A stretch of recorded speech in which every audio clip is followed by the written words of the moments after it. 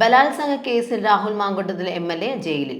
നമസ്കാരം. ഈ ദിവസത്തെ ഏറ്റവും പ്രധാനപ്പെട്ട വാർത്താ വിശേഷങ്ങളുമായി ജനയുഗം ടോപ്പ് 10 ന്യൂസിലേക്ക് സ്വാഗതം. ബലാത്സംഗ കേസിൽ രാഹുൽ മാങ്കൂട്ടത്തിൽ എം.എൽ.എ. ജയിലിൽ. പത്തനംതിട്ട മജിസ്ട്രേറ്റാണ് രാഹുലിനെ 14 ദിവസത്തേക്ക് റിമാൻഡ് ചെയ്തത്. പത്തനംതിട്ട ജില്ലാ ആശുപത്രിയിൽ എത്തിച്ച് വൈദ്യപരിശോധന പൂർത്തിയാക്കിയ ശേഷമാണ് പ്രത്യേക അന്വേഷണ സംഘം രാഹുലിനെ മജിസ്ട്രേറ്റിന് മുന്നിൽ ഹാജരാക്കിയത്. അദ്ദേഹത്തെ മാവേലിക്കര സ്പെഷ്യൽ സബ് ജയിലിലേക്ക് മാറ്റും. മൂന്നാമത്തെ ബലാത്സംഗ പരാതിയിൽ അതീവ രഹസ്യമായാണ് രാഹുലിനെ SIT അറസ്റ്റ് ചെയ്തത്. ഇന്നലെ ഉച്ച മുതൽ പോലീസ് നിരീക്ഷണത്തിലായിരുന്നു. അർദ്ധരാത്രി 12:30 പാലക്കാട്ടെ ഹോട്ടലിൽ നിന്ന് കസ്റ്റഡിയിലെടുത്ത് ഇന്ന് രാവിലെ അറസ്റ്റ് രേഖപ്പെടുത്തി. ദേഹോപദ്രവം, സാമ്പത്തിക ചൂഷണം, നിർബന്ധിത ഗർഭചിത്രം അടക്കമുള്ള ആരോപണങ്ങളാണ് രാഹുലിനെതിരായ പരാതിയിലുള്ളത്. ഛത്തീസ്ഗഡിലെ റായ്പൂരിൽ 4ാം ക്ലാസ് ഇംഗ്ലീഷ് പരീക്ഷയുടെ ചോദ്യപേപ്പറിൽ നായയുടെ പേരായി റാം എന്ന് നൽകിയത് വിവാദമായി. മതവികാരം വ്രണപ്പെടുത്തിയെന്ന ആരോപണത്തെ തുടർന്ന് ചോദ്യപേപ്പർ തയ്യാറാക്കിയ സർക്കാർ സ്കൂൾ പ്രധാന അധ്യാപിക ഷിക സോണിയെ സസ്പെൻഡ് ചെയ്തു. പേപ്പർ പരിശോധിച്ച കരാർ അധ്യാപിക നമ്രത വർമ്മയെ ജോലിയിൽ നിന്ന് പിരിച്ചുവിടാനുള്ള നടപടികളും ആരംഭിച്ചു.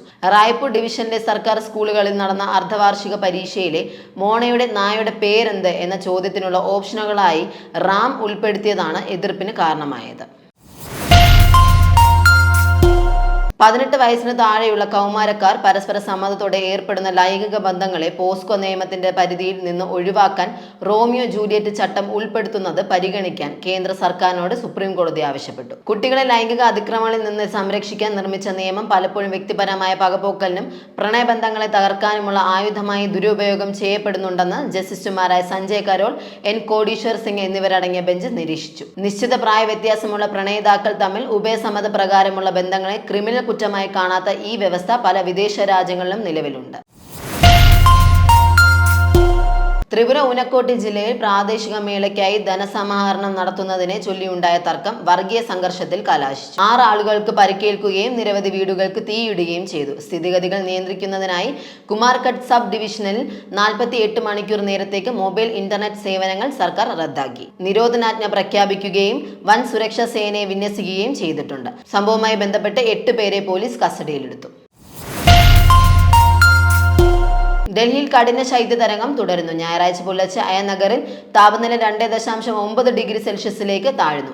ശീതതരംഗത്തിന്റെ പശ്ചാത്തലത്തിൽ കാലാവസ്ഥ നിരീക്ഷണ കേന്ദ്രം നഗരത്തിൽ യെല്ലോ അലർട്ട് പ്രഖ്യാപിച്ചു. വരും ദിവസങ്ങളിൽ താപനില സാധാരണയേക്കാൾ 1.6 മുതൽ 3 ഡിഗ്രി വരെ കുറയാൻ സാധ്യതയുണ്ടെന്നാണ് മുന്നറിയിപ്പ്. രാവിലെ പലയിടങ്ങളിലും മിതമായ തോതിലും ചിലയിടങ്ങളിൽ കടുത്ത രീതിയിലും മൂടൽമഞ്ഞ് അനുഭവപ്പെട്ടു. ശൈത്യതരംഗത്തിനുള്ള യെല്ലോ അലർട്ട് ജനുവരി 12 തിങ്കളാഴ്ചയും തുടരും. ഡൽഹിക്ക് പുറമെ രാജസ്ഥാൻ, പഞ്ചാബ്, ഹരിയാന, ചണ്ഡീഗഡ്, ഒഡീഷ എന്നീ സംസ്ഥാനങ്ങളിലും ശീതതരംഗമുണ്ടാകുമെന്ന് കാലാവസ്ഥാ വകുപ്പ് അറിയിച്ചു.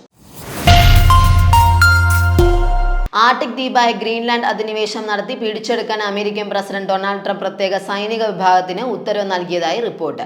ട്രംപിന്റെ ഈ നീക്കത്തെ മുതിർന്ന സൈനിക മേധാവികൾ ശക്തമായി എതിർക്കുന്നതായും സൂചനയുണ്ട്. ഗ്രീൻലാൻഡ് പിടിച്ചെടുക്കുന്നത് നിയമവിരുദ്ധമാണെന്നും ഇതിന് US കോൺഗ്രസിന്റെ പിന്തുണ ലഭിക്കില്ലെന്നുമാണ് സൈനിക നേതൃത്വത്തിന്റെ വാദം. ട്രംപിന്റെ ഉപദേശകനായ സ്റ്റീഫൻ മില്ലറുടെ നേതൃത്വത്തിലുള്ള സംഘമാണ് ഗ്രീൻലാൻഡ് അധിനിവേശത്തിന് പിന്നിൽ പ്രവർത്തിക്കുന്നത്. വെനസ്വലൻ പ്രസിഡന്റ് നിക്കോളാസ് മഡുറോയെ പിടികൂടാൻ നടത്തിയ സൈനിക നീക്കത്തിന്റെ വിജയമാണ് ഗ്രീൻലാൻഡിലേക്കും കണ്ണുവെക്കാൻ ട്രംപ് ഭരണകൂടത്തെ പ്രേരിപ്പിച്ചത്. നിലവിൽ ഡെൻമാർക്കിന്റെ കീഴിലുള്ള ഗ്രീൻലാൻഡിനെ പൂർണ്ണമായി അമേരിക്കൻ ഉടമസ്ഥതയിലാക്കാനാണ് ട്രംപിന്റെ താൽപര്യം. അടൂരിൽ വീട്ടുപണിക്കായി വെച്ചിരുന്ന ജനൽ കട്ടള വീണ് 1ാം ക്ലാസ് വിദ്യാർത്ഥിക്ക് ദാരുണാന്ത്യം. ഏഴംകുളം ആറുകാലിക്കൽ വെസ്റ്റ് ചരുവിള പുത്തൻ വീട്ടിൽ തനുജ് കുമാർ ആര്യ ദമ്പതികളുടെ മകൻ ധ്രുപദ് തനുജ് ആണ് മരിച്ചത്. ഓമലൂർ KV സ്കൂളിലെ 1ാം ക്ലാസ് വിദ്യാർത്ഥിയായ ധ്രുപദിന്റെ ദേഹത്തേക്ക് ഇന്ന് രാവിലെ 10 മണിയോടെയാണ് ജനൽ കട്ടള മറിഞ്ഞു വീണത്.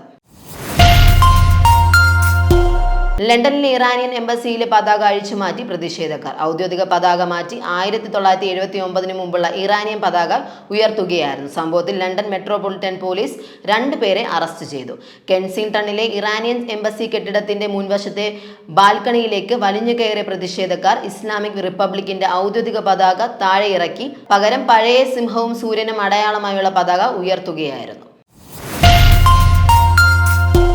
പ്രമുഖ ശില്പി കാഞ്ഞിരപ്പള്ളി കരിമ്പറമ്പിൽ സാബു ജോസഫ് അന്തരിച്ചു.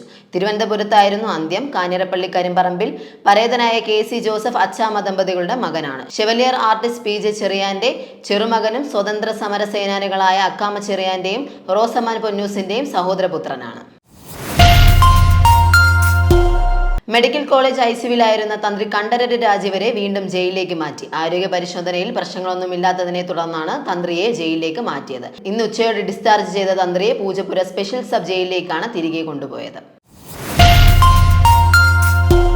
ജനേകം ടോപ്പ് 10 ന്യൂസിലൂടെ വീണ്ടും കാണാം. കൂടുതൽ വാർത്തകൾക്കും വിശേഷങ്ങൾക്കുമായി ജനേകം വെബ്സൈറ്റ്, യൂട്യൂബ് ചാനലുകൾ സന്ദർശിക്കുക.